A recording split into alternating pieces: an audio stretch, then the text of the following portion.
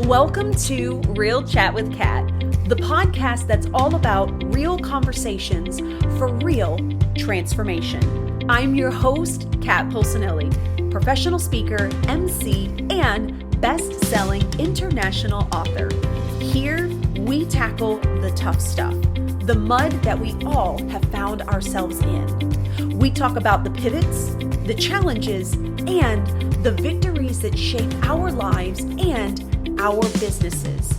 From overcoming trauma and finding your voice to navigating life's unexpected twists, we get raw, honest, and open. You'll hear from inspiring guests who share their stories of resilience, healing, and growth. Whether it's breaking through emotional abuse, embracing self-worth, or thriving in entrepreneurship, you'll find connection, empowerment, and the tools to keep you moving forward. So grab your favorite drink, settle in, and get ready for stories that hit home and conversations that make a difference. Let's get real together. Hello, everyone, and thank you so much for joining me today on this episode of Real Chat with Kat. I am so excited to have you here. I feel like, 2026 has definitely been like this movement this year, even though, we're only in, by the time this releases, I believe will be somewhere in April. It just feels like it's already been a full year. I don't know about anybody else, Tara. I'll have to ask you in a second what you feel about that one. But I definitely feel like this has been leading into, again, coming back to ourselves, coming back to the present, getting away from all the things that are distracting us. And so I'm so excited to have this conversation with Dr. Tara Perry. So Tara, thank you so much for joining me at the podcast today. So great to be here with you, Kat. I really love your show. Oh, thank you. I'm so excited. So before we go ahead and get started, I'm just going to go ahead and let you tell everybody all the things. So please tell everybody who you are and what it is that you do. So for 23 years, I did acupuncture and nutritional medicine in Beverly Hills, Santa Monica, Belmont Shore. And then I had a patient come in that had a terrible trauma background. And when I discovered how incredibly powerful the subconscious mind is, shifting mental aspects of your being, physical, emotional, spiritual, I ended up, COVID hit, and that allowed me to close brick and mortar quite easily. And I moved across the country, and we're both fellow Tennesseans. But it was an easy transition to going virtual, and most of my clients are virtual. I've had the privilege of working with people all over the planet, but just whatever the stressor is that, and most of the time it's below the level of their awareness. They might not know why they're stressing out, but they feel anxious, they feel constrained, they feel, it could be depressed, it could be angry, it could be grief. But whatever the emotion that's stuck in them, it's costing them energy and it's preventing the body from healing the way it wants to and it's designed to. And what's really crazy is I've just seen all kinds of things, 40 years of spine pain from breaking their spine in a motorcycle accident. In 2 sessions, they don't have the pain anymore. Headaches, migraines, being allergic to everything except 5 foods, chronic debilitating daily seizures and panic attacks. If you dial back the subconscious stress that usually got stuck in there somewhere between the ages of 2 and 10 in childhood, it's really remarkable what what's the body's capable of accomplishing in terms of healing. Oh, 100%. I am so excited to dive into this too, because, I didn't learn about the subconscious mind until it's probably been about 6 years now. And that was probably one of the coolest things that I learned, was that there was so much more to me than what you understand, right, on a logical level. And once you can harness that power and understand, it's really interesting to realize that, like, we actually have more control over how we do things, how we react to things, and everything in our life than what we think, versus I feel like we're always reaching for control of things. I know that used to be my space, especially coming out of an abusive relationship, was just like, what could I grab onto to make sure I had some form of control? And I thought that was helping. In reality, right, it was doing the opposite, because it was just stressing me out, making things worse, especially being a single mother and full-time job and all the things. So I have so many questions that I think the audience is going to want to know about the subconscious, but I'm really curious to know, how did you even get into this field? Like, what got you interested in this subconscious work and understanding that there's more to us than this surface level we understand? Well, when I had my practice on Wilshire Boulevard in Santa Monica, I did know two of the top hypnotists in Los Angeles, and I would refer to them from time to time. And I also went and had the experience myself because I like to know what the experience is like. And it felt like they were talking to my conscious mind. I mean, now that I understand this terrain, in a relaxed state. And when I found out that you can actually bypass the conscious mind, that gatekeeper, and get to the subconscious mind, then change happens so profoundly. And it happens on multiple levels. So I never really know the outcomes that my clients are going to get. Of course, we have a target and we definitely want to get that target, but there tends to be a cascade of other effects that go along with it. They'll be more relaxed. They won't need as many acupuncture and chiropractic treatments. They'll have better relationships. I'll tell you a quick story. I worked with a gal who's a wonderful oral surgeon, and she didn't feel comfortable asking for money. And so we just went back to where that got baked in there. Because again, it's subconscious. It's just running a pattern. It's Donald Hebb's law. Neurons that fire together wire together, and you can't resolve it no matter how many decades of therapy if you don't even realize where it got stuck there. Yeah. And that's why I have so many clients who tell me they've been through 10, 20, 30 years of therapy and never resolved the issue. They've done meditation, they've done breath work, they've gone to breakthrough workshops, but just going directly to the subconscious mind, finding what the inciting incident was and what it wants and what it needs, and getting it to see that you're really an iPhone 17, not an iPhone 4. Then I it'll love be that analogy. then it'll be willing to make the change. But it has to see in its language. It doesn't speak in linear language. You can talk to it in linear language all day long, and it's just gonna, it just doesn't compute. It speaks in Mhm. emotions, in images, in concepts, but it doesn't. You can say all day long, gee, I'm wealthy, I'm strong, I'm courageous, I'm safe. But if the subconscious mind is going, no, you're not, it's going to win that. The conscious mind is processing about 30 bits of information per second. The subconscious mind is processing about 30 million bits of information per second. Oh, wow. So there's no contest. If it's like a rider on an elephant, if the elephant wants to go one direction and the rider wants to go another, who's going to win? Absolutely, elephant 100% of the time. Once you get that elephant to go in the direction that you want, then all of a sudden change is easy. It change is inevitable. But again, most of this is going on below the level of consciousness. So with this person I was just talking about, we went back to the beginning, the root, the cause of why she didn't feel comfortable asking for money. And she was doing homework with her sister. Her sister was even more brilliant than she is. She's a leading surgeon in America. And so her father said something that made her feel less than. And a lot of my clients are sensitive people, so sometimes smaller incidences can actually be magnified for them. So she Hmm. interpreted that as I'm not worthy, I'm not good enough. So we just rewired that. We got the iPhone 17 to see it's not an iPhone 4 and make the upgrade. I give people a customized recording that they listen to as they drift off to sleep. And it's in wording, it's in imagery, it's in feelings that the subconscious mind for them understands. And so it'll make that imprint each night as they drift off to sleep. And I called her up a month later. I said, "Hey, how's it going?" And she says, "Oh my God, I go home with more energy. I'm a better wife. I'm a better mother." I said, "Dollar wise, what's it worth to you to be able to ask for what you're worth?" She says, "I'm making about an extra $10,000 a month." Oh, wow. So when people think about what it costs to get healthy, the real question is, what is it costing you not to get healthy? So if Hmm. you're living in a state of anxiety, stress, I've had people describe it as invisible walls, invisible barriers, invisible hooks, invisible restraints. Sometimes it's a heavy feeling in the heart, but whatever that feeling is, it's costing you energy each and every day. It's preventing you from seeing the opportunities that may be right in front of your face. It might be keeping you in a bad relationship. So once you're free of the old patterning, so you're certainly familiar with, fight, flight, freeze, and fawn, the four Fs. Absolutely. So when we're stressed as a young person, we tend to adopt one of those strategies or multiple of those strategies, and they just, come into play unconsciously as we move through life.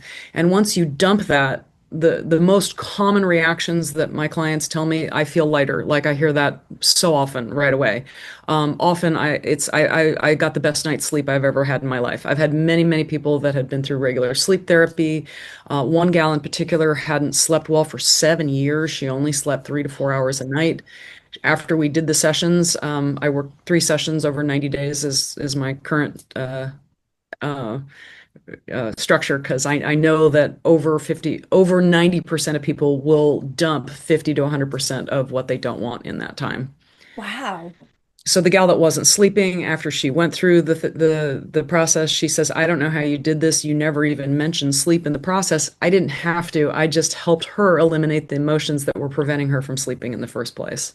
That's so amazing to me. Now, I want to come back to a word too as well, because I was one of these people for a really long time that if you said the word hypnotherapy, I'd be like, absolutely not. I don't want to dance like a chicken. I don't want to, right?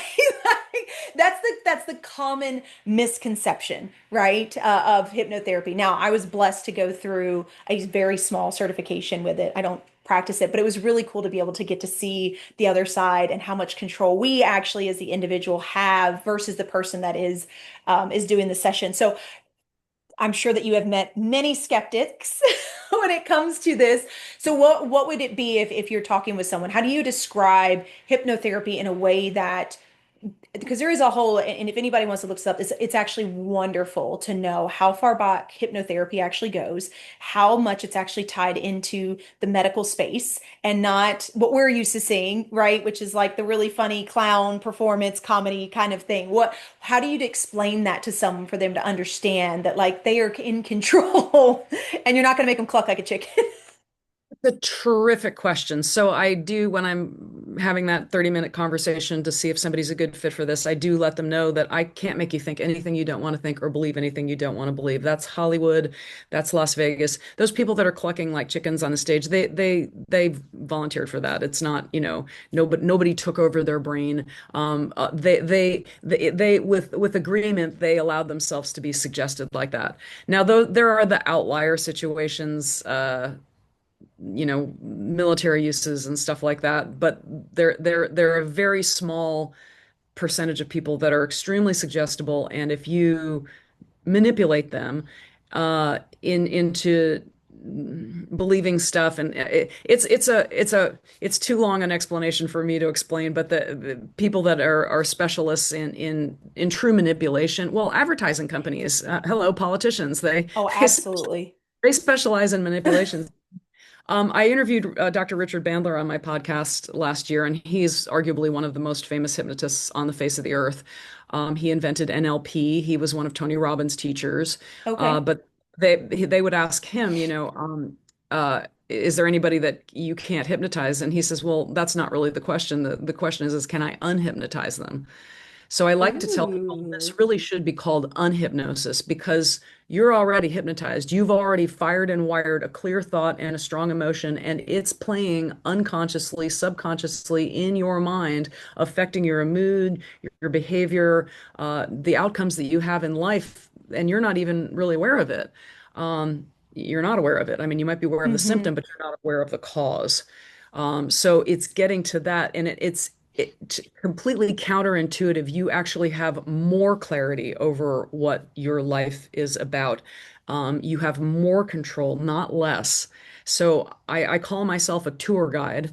We're just going in with a flashlight and we're putting light on what previously has not been exposed to the light for you.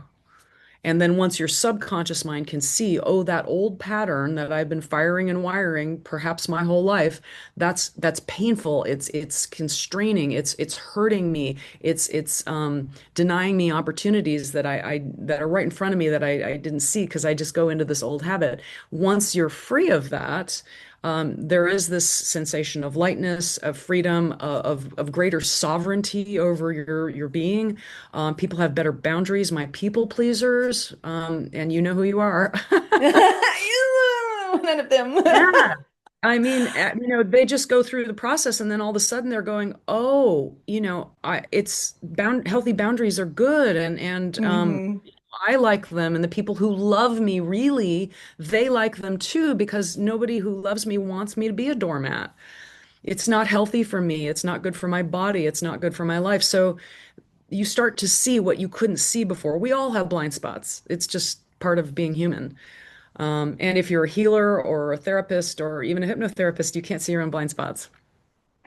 Makes total sense, right? Because everybody says the teacher has been taught as well, right? That's always the thing. It comes from somewhere. And just for our listeners as well, like NLP, because I love that you got to talk to him. NLP is neuro linguistic programming. So for anybody that wants to look that up, it is phenomenal. I have learned so much about it. I would eventually love to get trained in it as well. Can you explain just a little bit of that to the listeners, just to give them kind of a bird's eye view of understanding, like what on earth does that even mean?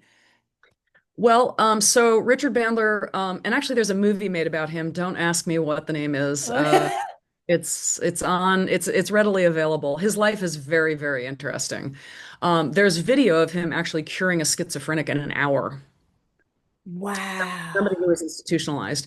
And he did it because, again, our brains are more computer-like than sometimes we're aware. Not completely, obviously, but we respond to. Um, he has a wonderful saying, we respond to the map, not the territory.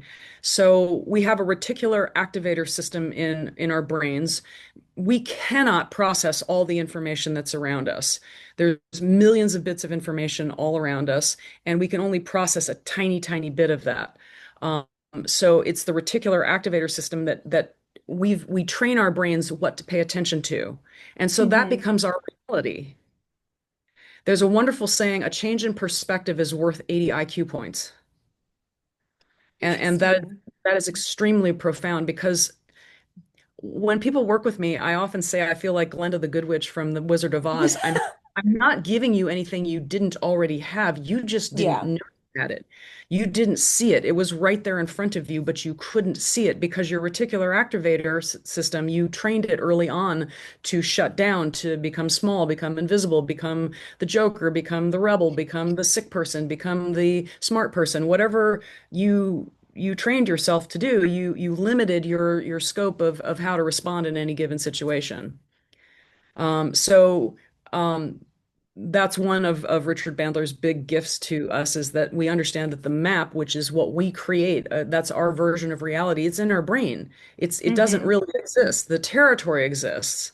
So in other words, if you have a map of California, if you mistake that for actually California, you're living with a piece of paper that's got lines and drawings on it. Yeah. So when you change the lines in the drawings, and that's through visual cues, emotional cues, sound cues, feeling cues, and each of us have defaults as to what we tend to prioritize in terms of inputs of information. So some people are very visual, some people are very auditory, some people are very kinesthetic. If you're a visual person and you're very jumpy, jumpy, jumpy, and you're talking to somebody that's very kinesthetic, you're going to have a mismatch. So you want to be aware of these things so that you can have an alignment with other people, with yourself.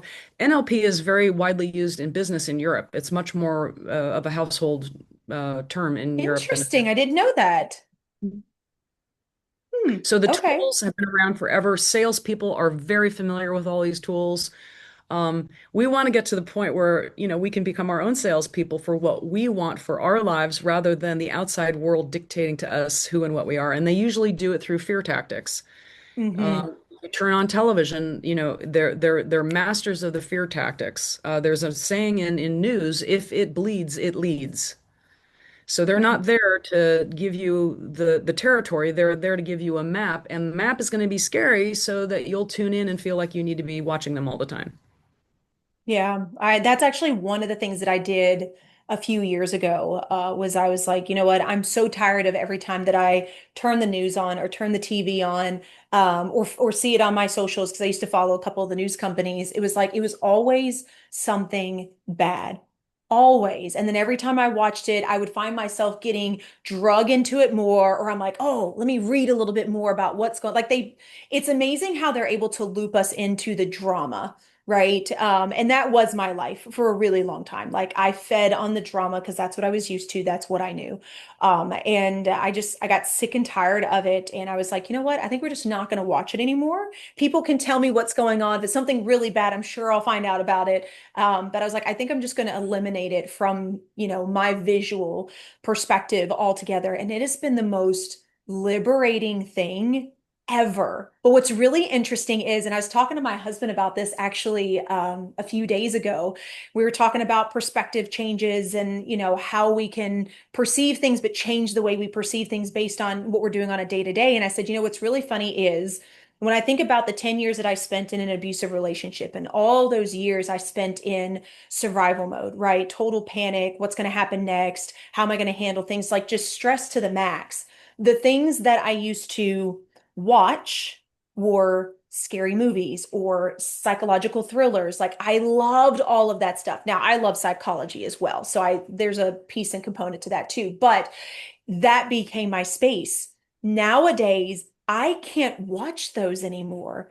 Like they raise my blood pressure, my heart starts to pound, and I cannot watch them like I used to, which is so interesting to know that I've created such a space of calm in my life that there have been TV shows that we have watched and I'm like, it's really good, but I can't do it anymore. I need a break because I feel like I'm going to have a panic attack. And I understand also, and I would love for you to talk about this as well, that something else I didn't realize, when we talk about the conscious and the subconscious is the brain can't tell the difference between what's reality and what's not, right? So we think, oh yeah, well, I'm watching a TV show. Of course, I know it's not real, duh.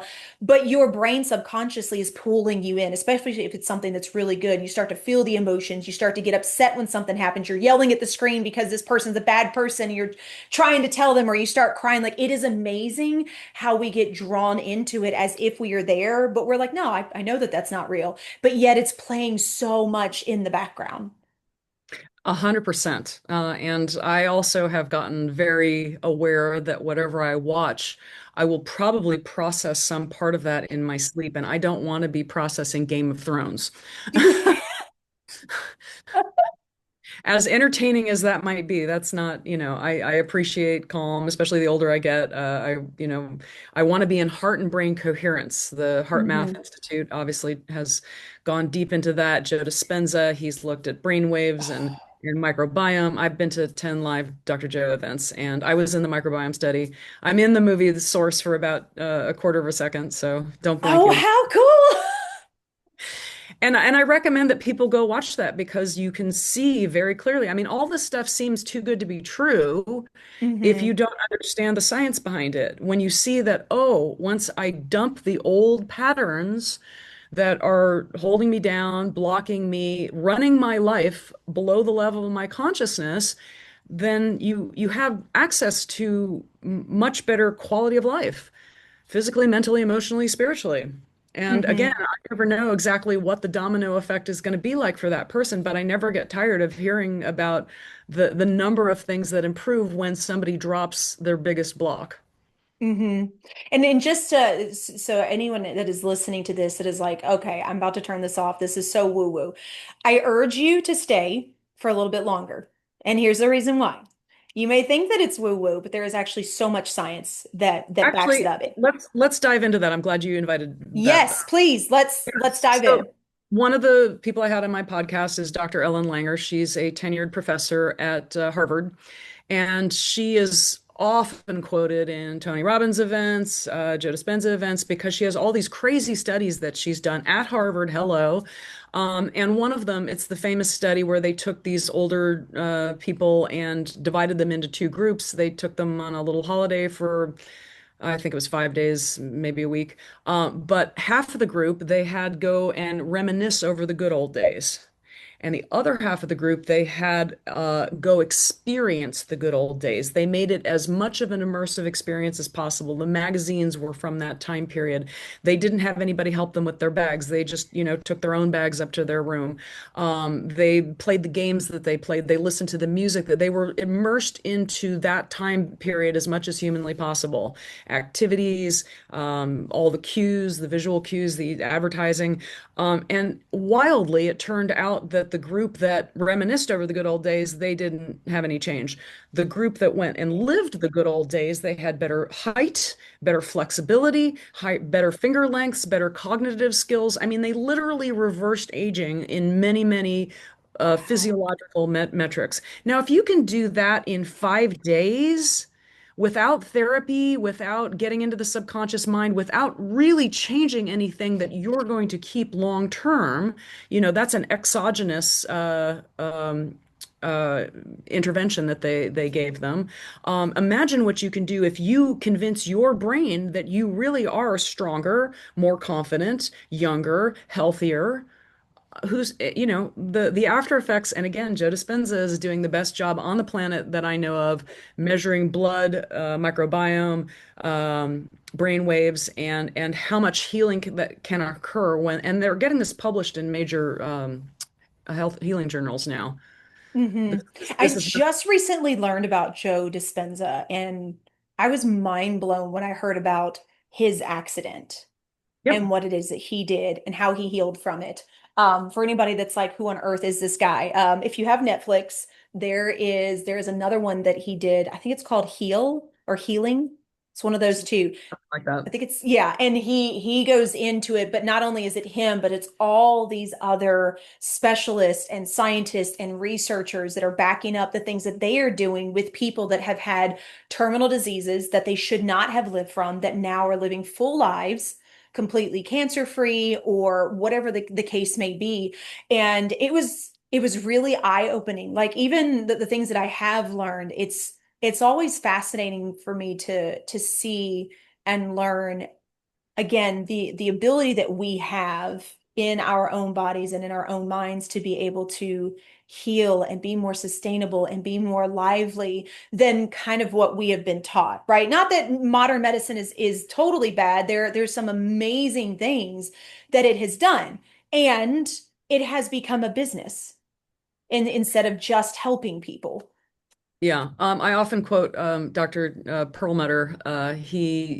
He teaches physicians all over the world. He wrote Grain Brain and Drop Acid. That has nothing to do with LSD. It has to do with the acid that naturally occurs in the body, uric acid. But he says it takes 18 years for good information to get into mainstream medicine, and that's tragic. And it's not Wow. it's just that the mechanisms aren't there. There's really strong mechanisms. If there's a drug discovered, very clear mechanisms for that to get out. There's a book by, oh boy, it's called Anti-Cancer by David. I'm going to mess up his last name, but he he got a brain tumor, treated it with just Western medicine the first time around. It came back within like a year. The second time around, he did the Western medicine, but he also combined all the nutritional medicine and the woo-woo stuff that, just never got traction in mainstream Hmm. medicine. And he lived like 20 years longer. It was night and day difference in terms of how much longer he lived. But in that, he interviews a researcher that was a top line pharma researcher, and he just got curious about raspberries one day and its effect having anti-cancer effects. And so he looked into it and he started running a bunch of tests and he's like, "Oh my God, there's really good outcomes here." But he looked around, there was no place to share it because what are they going to do? Have the raspberry farmers, fund the studies for this? They're just That's true. who's he going to tell it to? Who's going to fund it? Who's going to care? And certainly people that are selling drugs for this aren't really interested in the competition. Yeah, absolutely. I was actually watching one that was on mushrooms. Yes, magic mushrooms, people, but also other mushrooms and the amazing effects that mushrooms have on so many things. And I'm a forager now, so like I go and look for all the mushrooms. I love them. But there was and I wish I can't remember the name of the gentleman's name that is Polsinelli? self-taught. Yes. And he was talking about turkey tail. and how Hmm. his mother Which had is which is stage. grown here in Tennessee. Yes, right here in Tennessee. Oh, I love finding it. It's so fun. It's so pretty. And it was really interesting because that's what he was talking about was his mother had, I believe it was stage 4 breast cancer, and he had been doing the research and stuff on that and had her take it, and now she's cancer free. And it's really amazing. And I was looking at something not too long ago, and it was talking about like the medicine women of the world and how that was there long before, doctors came into play. And it's really interesting how as soon as I hate to say this, you guys, I love my men, but as soon as men took over and it became this men's world for the medical space, all of the healers got kicked out. Like all of that all of a sudden became woo-woo. All of a sudden that became something that wasn't real. And it's like, but we have the things to prove what it has done. I mean, if you look up, what was it that I was doing? I was doing a panel discussion on dandelions. We were doing a Oh, conversation around dandelions. herbal And when medicine. you, yeah, and when you start following the trail, it was like, okay, so Roundup has that on the front because they want you to get rid of it. But I didn't know that Roundup also owned Bayer, which also owns some type of other pharmaceutical. And I was like, oh my gosh. They are the reasons why we think, and it's crazy, right? Because a lot of people are like, oh, it's such a conspiracy theory, but it's like, it's unfortunate that we kind of really do have to do our own research to think about those things because there are so many companies that own so far down that you don't realize that that's who owns it. And then you get taken advantage of, and we wonder why we have all these issues that we used to never have. You know, I got off And my the soapbox. contamination of the food supply. It really has gotten to be problematic. So Yeah, nowadays, I know my farmers. I've visited their places, and I give, they're the people I give my money to when I want my food. So I do that as much as possible. Uh, but these days, it almost seems necessary and required, and it's a shame that I'm hoping that enough people realize, the importance of all these things and all these healing tools and demand it. Because if hmm, enough people demand it, if enough people stop closing their eyes and go to the guy in the white coat and just do whatever he says, um, and I'm not saying there's not a time and a place for a regular trained doctor. If you get in a car accident, I want to be at the hospital with absolutely. the best orthopedic surgeon there is. I'm not going to be running to the chiropractor. Uh, or to my herbalist, although for the post healing, I'm going to use the herbs and this. Actually, when my mother at age 89 smashed her kneecap into 13 pieces, she was walking down the street and hit a bike Oh rack by accident and no. dropped. Yep. And anybody who's in nursing, medicine, orthopedics, that can be a life-ending injury for an 89-year-old. And Absolutely. as soon as she was out of surgery, I said, Mom, take a picture of yourself. You're going to be the fastest healing case on record. I made her one audio to speed heal the patella, and I made her another to convince the muscles they were working, even though they were immobilized, because there's really good science to support that. If a muscle thinks it's working, Hmm. it will get stronger. And in 3 months, she was going up and down stairs. In 6 months, she was going up and down ladders.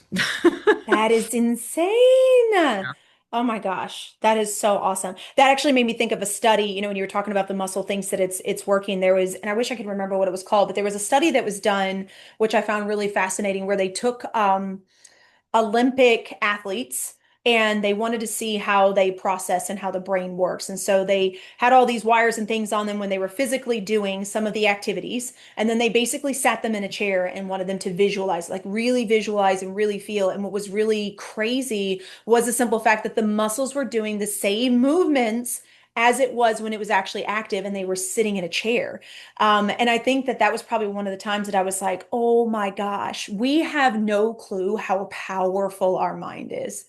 And that goes right back to what you said before. The brain doesn't know the difference between what's real and what's imagined.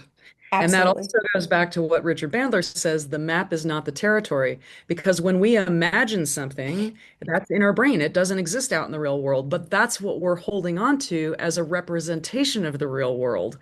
And memory is not very accurate. I had a wonderful teacher years ago when I was in grammar school, and he did this crazy experiment with us, which was wonderful. He staged this fake robbery. I mean, it was obviously fake, Oh one of the other students had a bag over their head and it was a wooden gun, and it was all fake, and we all knew it. It was just play. But he had them come into the room, say a bunch of things, do a bunch of things, and then leave. And then he queried us all on what actually just happened. And the lack of agreement was nuts. Now, if Really? you extrapolate that and you think about an incident that happened, this is why eyewitnesses accounts, you'd think that would be, rock solid. It's not necessarily, because there's so much room for error. The brain changes things unconsciously, subconsciously. And when you understand the degree to which the brain does this, then all of a sudden hypnosis makes total sense. It's all you're doing is shining a light on what the brain put together, why it put it together. So I interviewed a really interesting guy named Chris Niebauer. He wrote a book, No Self, No Problem. And in that interview, we talked about how when they were trying to help people with seizures, I want to say back during the 50s or thereabouts, they would cut the corpus callosum in the brain, which is the connection between the right and the left hemisphere. Oh, And they did wow. it to ease seizures, and it actually worked pretty decently, unlike frontal lobotomies. But what they found, what they were able to do is they were able to test how the right and left hemisphere works. And what they discovered was, guess what the brain does when it doesn't know the answer to something? Besides making something up, It makes it up. makes it up. It has to have those spaces filled in. Has Yeah. to. Well, that's part of our survival. We want to know the answers to things, and Hmm. brains work, we're going to connect dots.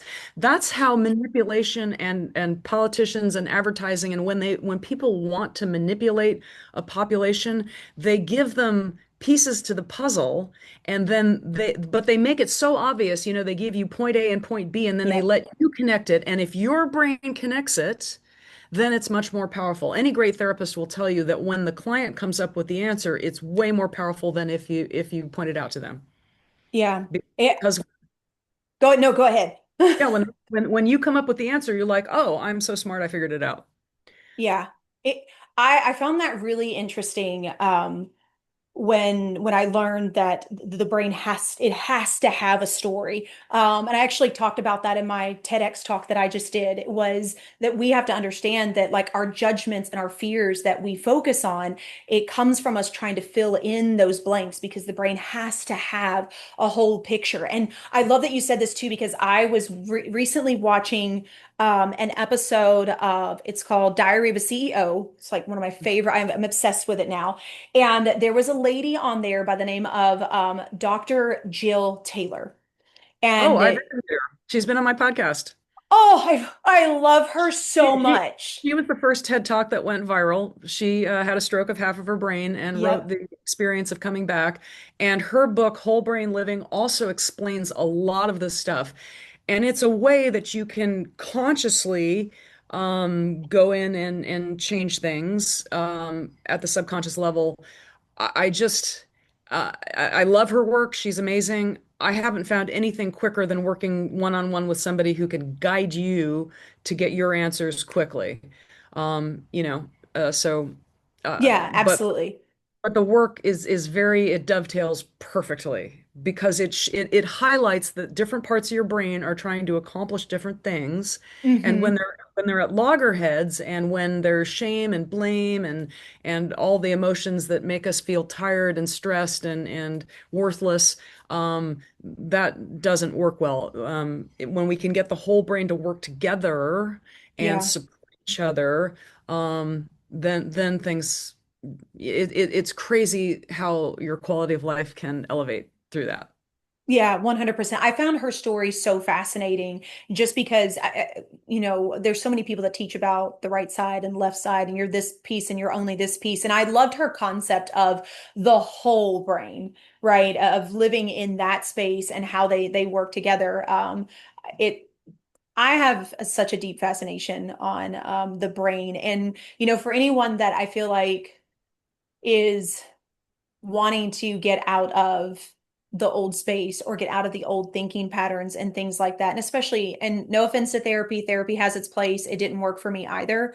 I wholeheartedly, you know, suggest looking into these more natural realms because it really is interesting how it gives you this introspection of yourself. But like you said, or like it's this lightness once you're able to release and let it's almost like you know that it existed in some decent memory, kind of like if you remember having a favorite ice cream when you were a kid, but you can't quite remember it, and it has nothing to do with how you feel now.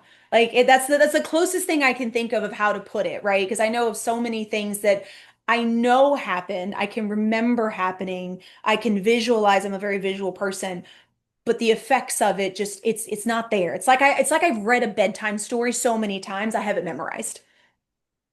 Yeah, good analogy. It's the best way I know how Actually, to describe it. it reminded when you were saying that, it reminded me because I had a gal that came to me. She had horrible anxiety, wasn't sleeping well, wasn't spending time with her friends, running to her doctor all the time, thinking something was wrong with her. And she came in for her third session, and she said, "My anxiety's gone. I know it's not coming back." And regular therapy had made her worse, just like you said. Um, yeah, so it's not for everybody, but for people who benefit from regular therapy, I always say if it ain't broke, don't fix it. So, Absolutely. Yeah, everybody is different. And that kind of leads me into this next question that I kind of wanted to ask because I feel like people that are looking for different options, right, are going to say, "Well, is hypnotherapy even right for me?" So yep. what would you say to that? Well, I have a consult that I do with people that runs about 30 minutes, and I answer their questions and just see if it is a good fit for them. Most of the time it is. Sometimes I'll refer people to something else if I think that would serve them better. So again, like you said, Kat, people have no clue what hypnosis is. They think of Hollywood, they think of Las Vegas, and it isn't that at all. It's pretty much the opposite. It's gaining clarity, it's gaining sovereignty, it's having a light shine on a blind spot that has been unconsciously running your life, that's dragging you down, making you feel anxious, stressed out, not sleeping at night.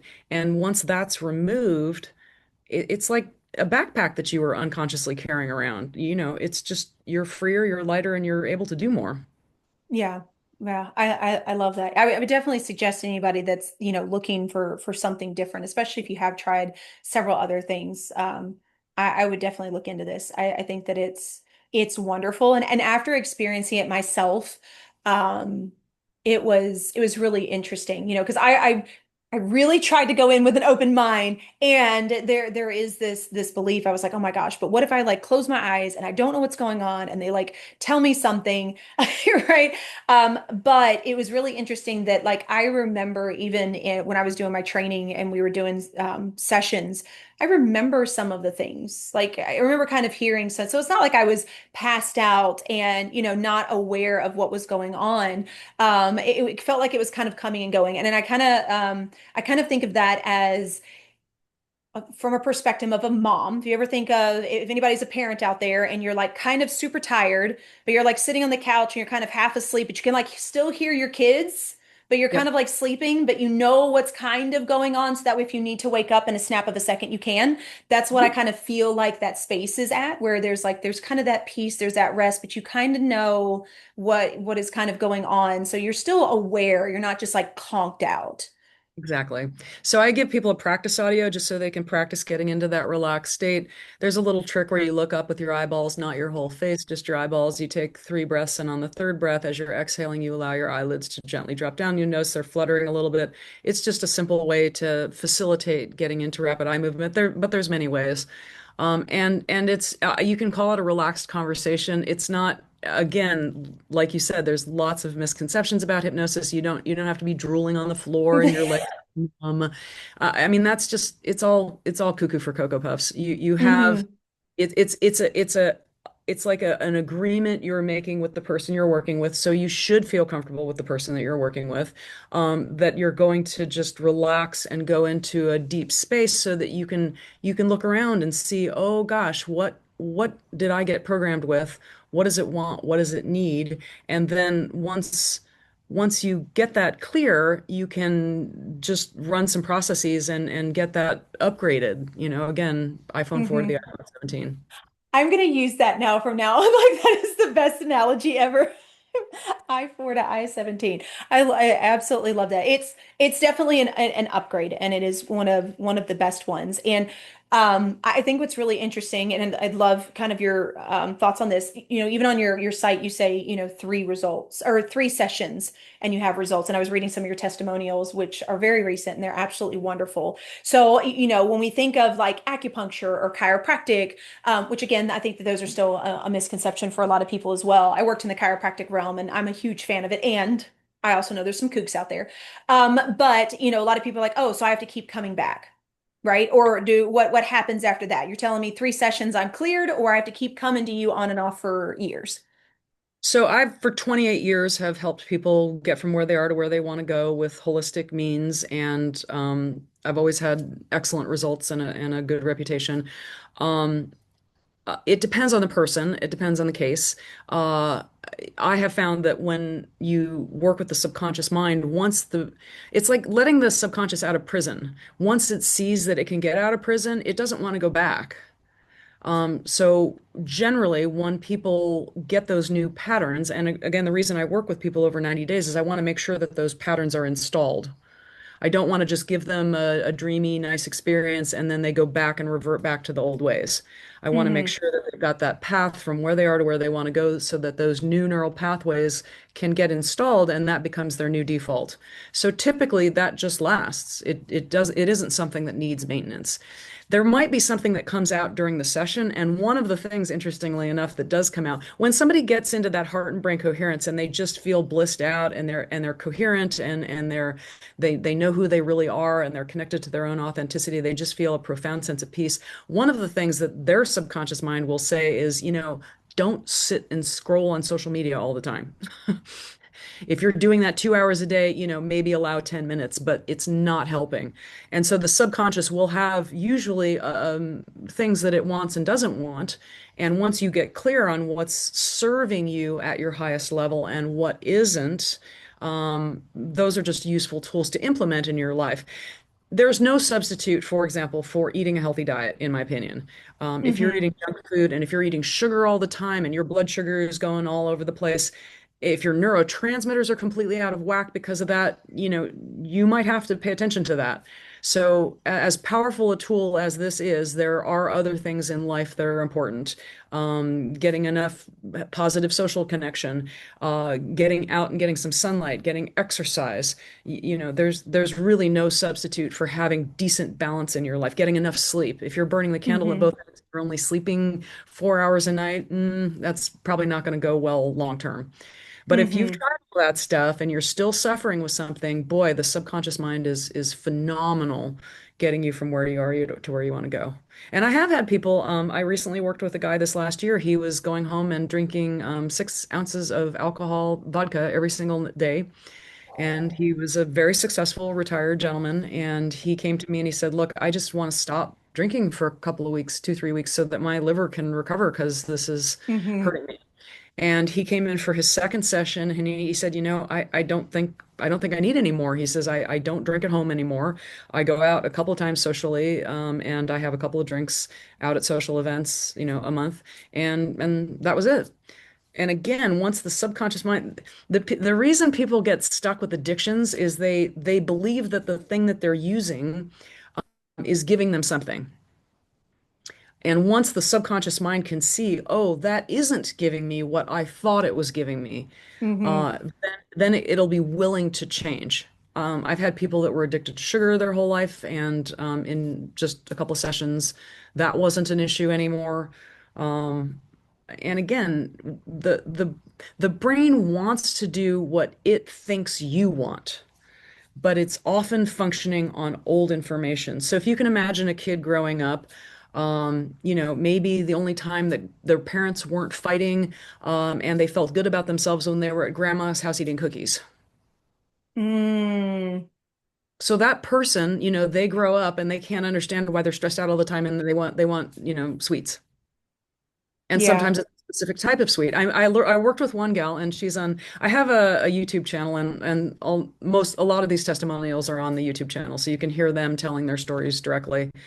But this gal had struggled with therapy and breakthrough sessions and meditation and da da da da da, but she was still feeling these invisible hooks. We went back, rewired that, and she was the kind of person that if she was stressed out, and she ran a business, so she was often stressed out, she could clear the whole house of sugar. She lives out in the middle of nowhere. But if she was stressed out at night, even though she had cleared the house of sugar, she was exhausted, she'd get in her car and go drive off to get that sugar high. And once she was able to see where that came from, what that was anchored to, and let that go, because again, the brain will be willing to let it go once it can see what that is, Mm-hmm. what got wired in there, what it wants, what it needs, and then let it go. And she doesn't do that anymore. It's so fascinating to me. I have become obsessed with it. I love what it gives us. And again, I think that there is such a beautiful space of peace and the control that we're all searching for when we can get into this space and understand that there is a lot more to it than just the logical space that we're in. Now I know that, as we're coming to a close, that you have a freebie that you want to offer everybody. So can you tell everybody a little bit about this? I'm super excited. Yeah, if they just message me, or maybe we can put it in the show notes, they're welcome to have my meditation. I call it Unzip. So a lot of our stress comes in with our identity, who we are, what we need to be accomplishing, fear of what's coming tomorrow, regret over yesterday. So it's called Unzip, and you just unzip from everything that you identify with and just go into nothing. And it's just a very short, peaceful relaxation meditation. So that's available for your listeners. Oh, I love that. Yes, we'll make sure that we have all that information in the show notes. And speaking of that, where can everybody find you and how can they connect with you? So if they sense that there's something in their subconscious that they want to efficiently remove or downgrade, they can go to consulttara.com or nashvillehealer.com. It'll get you to the same place. Click the Start Here button, answer some questions to get some clarity over what you're struggling with, and we can meet on a Zoom call and see if it's a good fit for you. Awesome. I love that. And of course, we'll make sure that all that information in the show notes. We're also going to add Tara's socials. So you guys, if you want to be able to follow along and stuff like that, we'll make sure you have all that information. I can't thank you enough for sharing your knowledge and sharing with the community as well. So thank you so much, Tara, for being a part of the podcast. Thank you, Kat. It's been an absolute pleasure.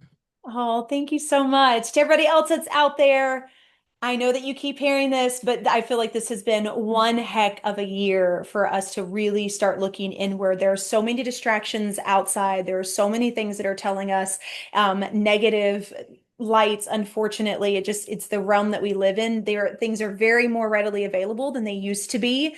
And I really do believe that this is a space to start coming back to ourselves. And if you listen to this episode, you listen to this episode for a reason. So I challenge you to think about how you're holding yourself. Think about what it is that you're doing on a day to day. And we can start simple, right? But it may be time for you to look at some alternative things than what everybody else keeps telling you might need to do. So I hope that you guys got some amazing information. Please find Dr. Tara, follow her information, get that free meditation guide. And until next time, do one thing positive for someone each and every day and see the difference that it makes in your life. Catch you later. Thank you so much for tuning in to Real Chat with Kat today, where real stories meet real solutions. If you loved today's episode, don't forget to subscribe, leave us a review on Apple, and share this with someone who may also need to hear this as well. Let's also keep the conversation going. Follow me on socials at The Lotus Effect, connect with our incredible guests, and remember, you are never alone. Your story matters, and you have the ability and the power to rewrite it. You always have a choice. Until next time, stay strong, stay inspired, and keep showing up as the incredible, unstoppable